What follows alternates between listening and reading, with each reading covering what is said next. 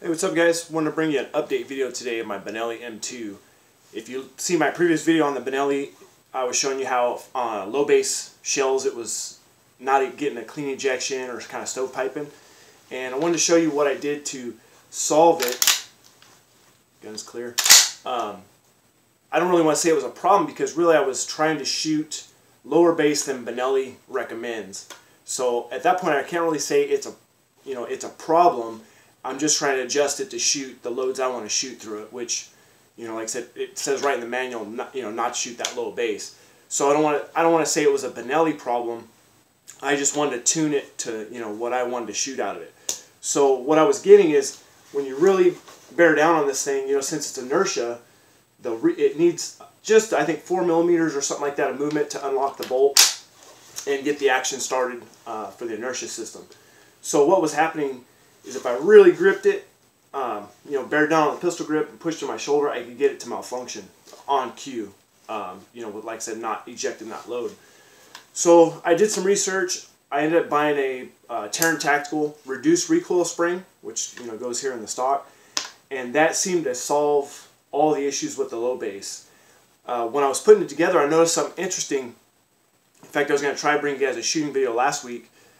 My dad has some property that I could shoot on, but when I got out there, they were actually farming the land behind him, so I don't want to freak anybody out and start torching off 12 gauge rounds over there and have the cops come out or whatever. So I couldn't bring you shooting footage. I'm just getting over the flu right now, so it's had me down for about 5 days, man. This flu was bad. So anyways, I'll kind of bring you a tabletop here. I'll eventually bring you a shooting video to show you what I discovered out there. But basically, once I put it all back together, I didn't put the light and I didn't put the side saddle on it. Shot it. It was fine. I was getting real good ejection out of just the Walmart Federal. What is it? Ounce and an eighth, 1,200 foot a second. Just their bulk pack stuff. And I was getting really good positive ejection out of it, no matter how hard I held it to my shoulder. And then I put the light on it, and I put the side saddle on it, and I noticed the ejection got a little weaker. So it wasn't the point where I could get to malfunction. It just wasn't as positive without the stuff. So that brings me to, these are weight sensitive, and someone had actually posted in the comments on the first video about adding weight to them, and that I seen it with the ejection pattern. That was true. It's not enough to, like I said, where it'll cause a malfunction now with that reduced recoil spring, but it is a factor. So if you think about it, with a +2 extension, although the extension is not very heavy, you're adding 2 more shells, in the gun, so that adds weight. Then you got the weight of the flashlight and the weight of the side saddle, so that does have some bearing in the function of the gun. So I guess that's why they had the Benelli M4s, why they did it as a gas system, so it wasn't weight sensitive as far as like putting attachments for the military, whatever accessories they wanted to run. It still functioned well with whatever optic or whatever they had hanging off it. So now, like I said, the gun's running good. It did take a Terran Tactical spring to shoot low base, 1,200 foot a second, ounce and an eighth. But now it's running good. Like I said, I just want to bring it to you, and I don't want to present it as like a Benelli problem because they say not to run that stuff. Plus hanging the accessories on it, all that kind of stuff, and also pistol grips.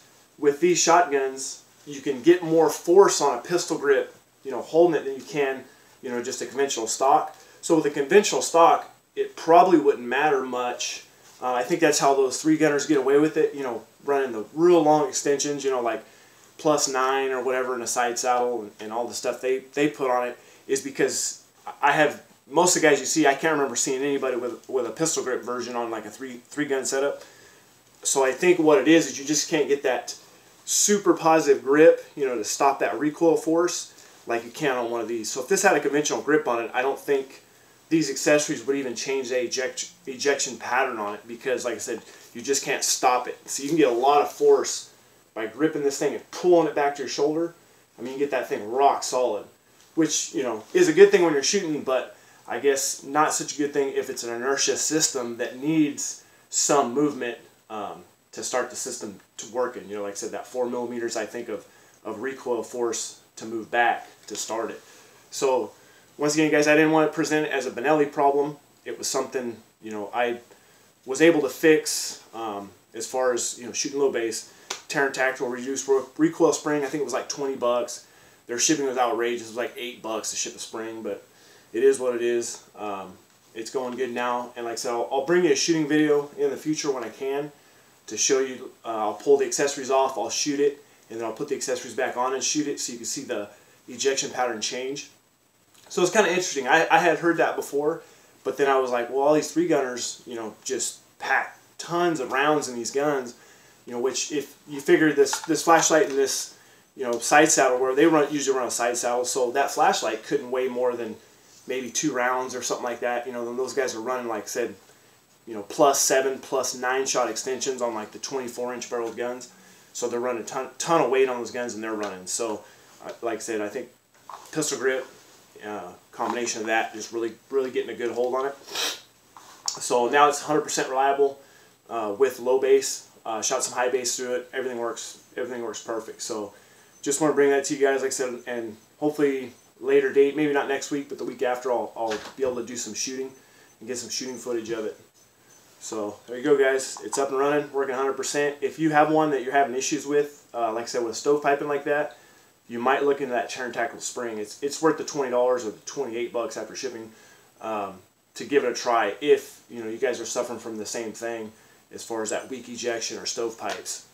So anyways, guys, thanks for watching, and I'll see you guys on the next video. Thanks.